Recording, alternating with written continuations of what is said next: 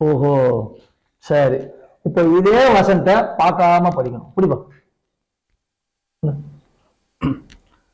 Sir ஒண்ணும் இல்லை sir. என் பொண்டாட்டி சேலை கேட்டா, சரி ஆசையா கேட்கறான்னு சொல்லிட்டு வாங்கி கொடுக்கறதுக்காக கடைக்கு போனேன். அந்த நேரம் பார்த்து என் மச்சி நிச்சி வந்துட்டா. சரி வாங்கின சேலையே ஆசை மச்சி நிச்சி கையில கொடுத்துட்டேன்.